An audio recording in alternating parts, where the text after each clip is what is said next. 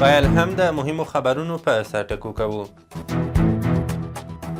کابل ته د یوه 3 کسیز پاکستاني پلاوي راتګ،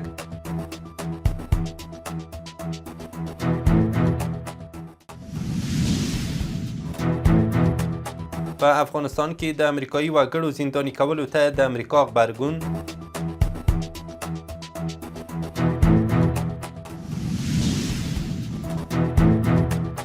پر افغان خاوره د پاکستان بریدونو ته د هند غبرګون،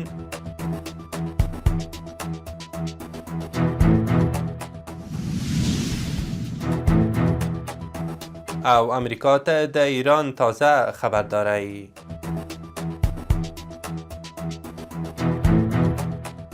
د واک ټلویزیون درنو لیدونکو سلام، وخت مو بخیر. نن سه شنبه د کب 19مه، اوس هم بشپړ خبرونه.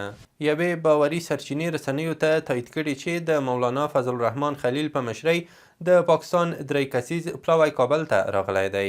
د سرچینې په وینا دا پلاوی افغانستان ته د کابل او اسلام آباد ترمنځ د وروستیو ترینګلتیاوو د کمولو او د اختلافاتو د حل لارو د ارزولو په موخه راغلی دی. ویل کېږي چې د دې پلاوي په ترکیب کې د مولانا فضل الرحمن خلیل ترڅنګ مولانا عبدالله شاه مظهر او مولانا سجاد عثمان هم شامل دي. د بندیانو په چارو کې د امریکا د ولسمشر ډونالد ټرمپ استازي اډم بویلر پر ایکس لیکلي چې امریکا به نور دا ونه زغمي چې نورو هیوادونو کې امریکایي بندیان وساتي. هغه زیاته کړي چې افغانستان اوس مهال 3 بېګناه امریکایان بندیان ساتلي او د هغوی د خوشي کولو وخت را رسېدلی دی. اسلامي امارت تر دې مخکې ویلي و چې په افغانستان کې بهرني وګړي د هېواد قوانینو د نقض له امله بندیان دي. بلخوا د اسلامي امارت د بهرنیو چارو وزارت د امریکا له لوري ناقانونه نیونو د ملاتړ هیوادونو په نوملړ کې د افغانستان شاملول د تاسف وړ وبلل. دغه وزارت په یوه خبرپاڼه کې ویلي هیڅ یو بندي د معاملې لپاره د وسیلې په توګه نه دی نیول شوی. خبرپاڼه کاږي چې اسلامي امارت په تیر یوه کال کې د قطر په منځګړیتوب د ځینو بهرنیو وګړو قضیو ته د رسیدو په موخه د حسن نیت له امله مثبت ګامونه پورته کړي دي.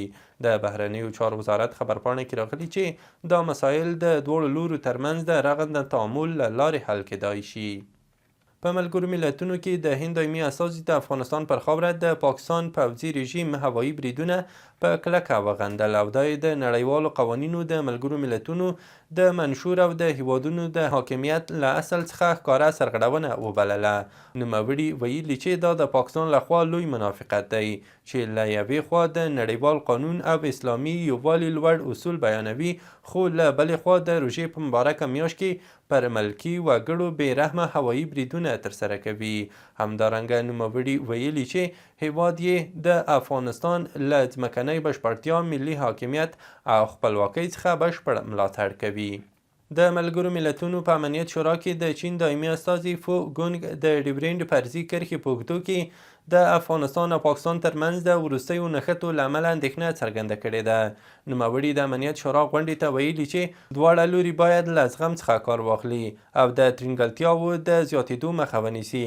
هغه زیاته کړي چې بیجینګ چمتو دی د کابل او اسلام آباد ترمنځ د تاوتریخوالي د کمیدو او د ستونزو د حل لپاره رغنده رول ولوبوي. د چاپیریال ساتنې ملي ادارې عمومي رئیس مولوي مطیع الحق خالص وایي چې راتلونکي کال کې به د هیواد په کچه شاوخوا 10 میلیونه نیالګي کینول شي. نوموړي زیاته کړي چې تیر کال له پلان سره سم شاوخوا 19 میلیونه نیالګي کرل شوي وو. هغه له ټولو هیوادوالو غوښتي چې د نیالګیو په کینولو او ساتنه کې له یاد ادارې سره همکاري وکړي. د ریاست الوزرا اقتصادي ماموریت ویلي چې د آمو سیند پر غاړه د تخریب شویو ځمکو د بیا رغونې طرحه د تایید وړ وبلل شوه.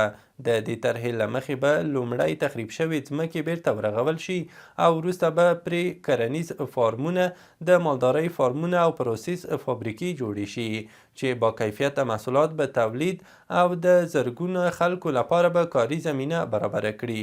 په غونډه کې د کابل ښار د 14مې ناحیې د سوداګریز او استوګنیز کمپلیکس جوړولو او د موټر پلورنځیو لپاره د منظمو ځایونو ټاکلو موضوعاتو هم بحث شوی او اړونده ادارو ته د طرحو د جوړولو دنده سپارل شوې ده.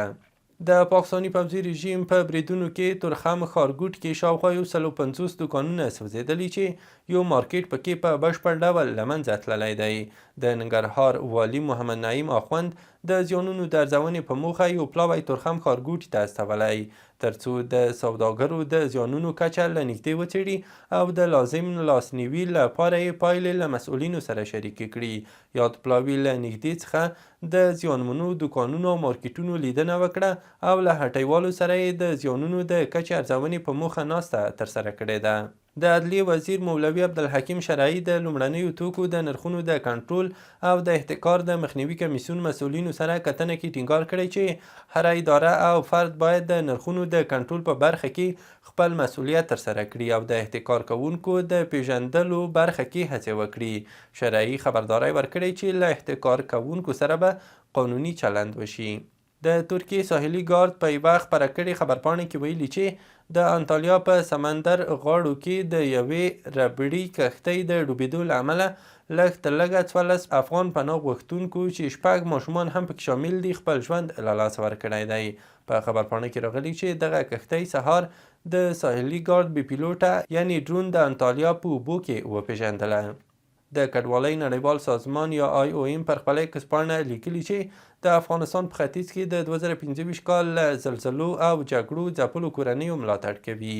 یاد سازمان ویلي چې له زلزلو وروسته ویشل شوې خیمې لا هم د سرپناه په توګه کاریږي.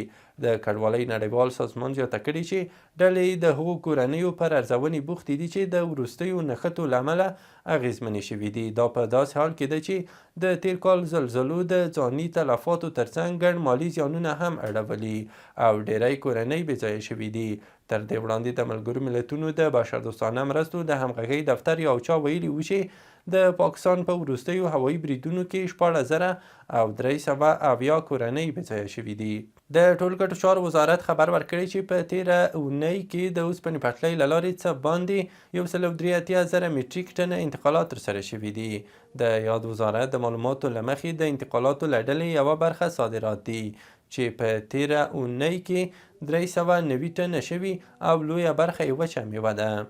د ایران د سپاه پاسداران ځواکونو ویلي چې د توغندیو پروګرام یې له منځه نه دی تللی او لا هم په پراخه کچه توغندي کاروي.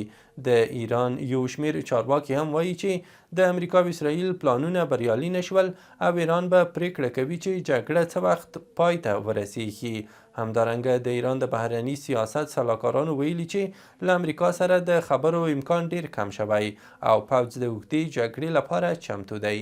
بلخوا د امریکا ولسمشر ډونالد ټرمپ ویلي چې د ایران پر ضد د امریکا جګړه ممکن ژر پای ته ورسیږي، خو د ایران سپاه پاسداران د ټرمپ یادې څرګندونو ته په غبرګون کې ویلي چې د جنگ پای پریکړه به د ایران لخوا کیږي. د ایران سپاه پاسداران ویلي چې ډونالد ټرمپ هڅه کوي چې د درواغ او پروپاګند له لارې پر ایران رواني فشارونه واچوي، خو ایران په زړورتوب او ټینګې ارادې د امریکا او اسرائیلو د تیري پر ضد مبارزه کوي. د ده په خبره د دغې جګړې د پای پریکړه به د ایران لخوا کیږي. د اسرائیل روغتیایي چارواکو ویلي چې په تیرو 24 ساعتونو کې د ایران د بریدونو له امله 190 کسان روغتونونو ته انتقال شوي دي. سرچینې ویلي چې په دې کې سرتیري او ملکي وګړي شامل دي چې څو تنه په کوما حالت کې دي. د اسرائیلو د روغتیا وزارت معلومات ښیي چې د جګړې د پیل راهیسې 2349 کسان روغتونونو ته انتقال شوي دي چې اوس مهال 95 کسان په روغتونونو کې بستر دي چې په دې کې 11 کسان په نازک حالت کې دي. د پاکستان لومړي وزیر شهباز شریف په سیمه کې د روانو جګړو او اقتصادي فشارونو له امله د انرژۍ د بحران د مهار لپاره یو لړ بیړني اقدامات اعلان کړي دي. د پریکړې له مخې به ښوونځي د 2 اونیو لپاره تړل کیږي، د دولتي موټرو 80% به له سړکونو وایستل شي، د سون توکو امتیازونه به 50% کم شي او نیمایي دولتي کارکوونکي به هم له کوره کار کوي. همدارنګه به دولتي دفترونه په اونۍ کې 4 ورځې فعالیت کوي او عامه لګښتونه به 60% راکم شي. چارواکي وایي د دغو اقداماتو موخه د سون توکو سپما او د محدودو انرژۍ زیرمو ښه مدیریت دی، ځکه د انرژۍ د نړیوالو بیو لوړېدو او د سیمې جګړو د پاکستان پر اقتصاد فشارونه زیات کړي دي.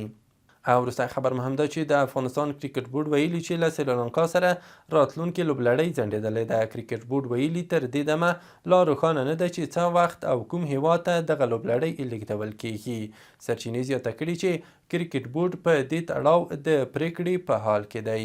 تر دې مخکې کرکینفو ویلي و چې د افغانستان او سریلانکا ترمنځ راتلونکې لوبلړۍ چې ټاکل شوې وه د روانې مارچ میاشتې په 13 تر 15 په متحده عربي اماراتو کې ترسره شي، ښایي په منځني ختیځ کې د روانو کړکېچونو له امله وځنډېږي.